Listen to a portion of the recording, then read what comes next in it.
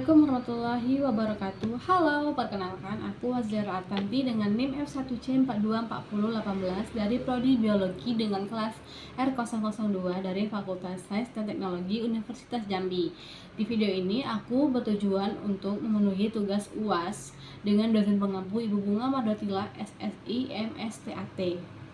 Video ini berjudul penerapan matematika dalam biologi. Jadi di sini aku akan menjelaskan penerapan matematika itu dalam bidang biologi. Pasti kalian bingung kan? Kok di biologi ada matematikanya? Kok bisa ada matematika? Apa sih hubungannya dan penerapannya apa? Jadi di sini aku akan sedikit menjelaskan apa aja sih penerapan dan contoh-contohnya. Nah, yang pertama itu kita masuk ke pengertiannya dulu.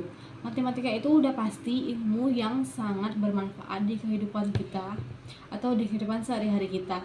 Nah, dia itu kayak mengungkapkan matematika itu ilmu yang berhubungan dengan pola, keteraturan, dan tingkatan. Pastinya dong, dalam suatu pendidikan itu kita tidak lepas dari yang namanya matematika.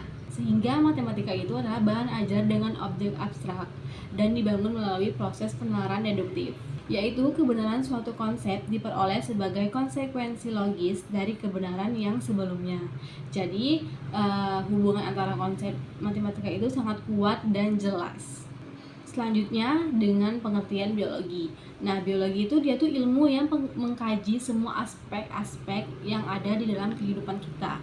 Dia itu seperti membahas tentang hewan, tumbuhan, manusia, mikroorganisme, mikroba, dan lain sebagainya. Pasti banyak ya. Nah, beberapa contoh aspek yang dikaji itu seperti genetika, ekologi, dan fisiologi. Biologi itu dia tuh memakai logika, analisis, dan juga dia tuh memakai perhitungan matematis. Matematika dan biologi itu memiliki hubungan yang sangat erat. Salah satunya itu dalam penerapan matematika dalam biologi dengan masalah ekologi. Oke, kita masuk ke contoh yang pertama. Contoh yang pertama itu dia itu membahas tentang hukum Mendel. Jadi matematika itu ada hubungannya dengan hukum Mendel. Pasti banyak lah ya. Matematika itu dia itu sangat membantu dalam menentukan penelitian-penelitian dalam biologi. Nah, matematika itu diperlukan sebagai alat untuk menafsir hasil penelitian tersebut. Misalnya pada persilangan monohibrid. Nah, ini hukum Mendel ya. Dia itu antara kacang ercis berbunga merah dengan kacang ercis berbunga putih. Maka dengan bantuan matematika akhirnya nih Mendel dia tuh memperoleh kesimpulan bahwa pada keturunan kedua diperoleh hasil perbandingan fenotip adalah kacang ercis berbunga merah dan kacang ercis berbunga putih dengan banding 3:1. Nah, yang dimaksudnya itu perbandingan fenotip adalah perbandingan sifat yang tampak atau yang bisa diamati dengan mata kita. Matematika itu adalah dasarnya dari semua ilmu kan. Nah, dalam biologi juga ada unsur matematikanya. Contohnya dalam persilangan gen. Namun pada dasarnya matematika itu adalah cara melatih pola berpikir kita, atau dengan kata lain matematika melatih logika bahasa kita. Nah, contoh yang kedua itu pada modeling populasi. Matematika itu digunakan untuk memodelkan pertumbuhan dan interaksi populasi dalam organisme. Salah satu contohnya itu adalah model logistik dan model eksponensial yang digunakan untuk memprediksi perubahan jumlah individu. Jumlah individu dalam suatu populasi berdasarkan faktor-faktor seperti kelahiran, kematian, serta kapasitas daya dukung lingkungannya. Yang ketiga ada ekologi dan interaksi spesies. Sistem persamaan diferensial itu digunakan untuk menggambarkan dinamika interaksi antara spesies seperti predasi, kompetisi, dan simbiosis. Nah, dia itu penerapannya itu menentukan keseimbangan ekosistem dalam interaksi antara spesiesnya. Lanjut contoh yang keempat dalam genetika. Nah, seperti yang tadi tuh, yang hukum Gregor Mendel, dia itu dijelaskan dengan menggunakan probabilitas dan statistik.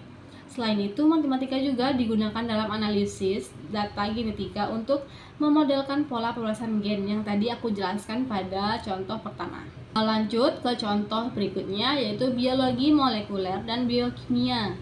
Nah, persamaan matematika itu digunakan untuk memodelkan reaksi-reaksi kimia dalam sel tubuh kita, seperti laju reaksi enzimatik yang dapat dijelaskan dengan persamaan Michaelis-Menten. Nah, model matematika itu juga digunakan untuk menggambarkan proses metabolisme dan distribusi molekul dalam sel.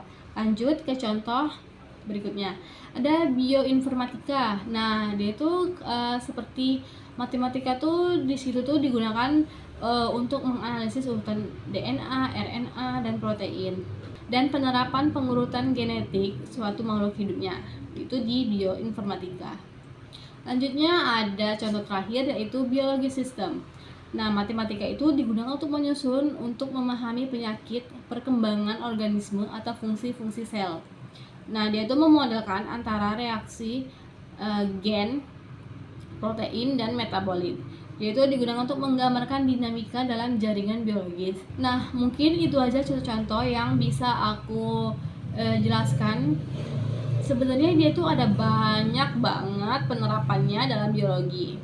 Mungkin segitu aja contoh-contoh dari aku. Adapun kesimpulan yang dapat aku kasih yaitu matematika itu memberi alat yang sangat berguna untuk memahami sistem biologis yang kompleks, dan juga penerapannya mencakup berbagai bidang biologi seperti ekologi, genetika, biologi molekuler, dan epidemiologi.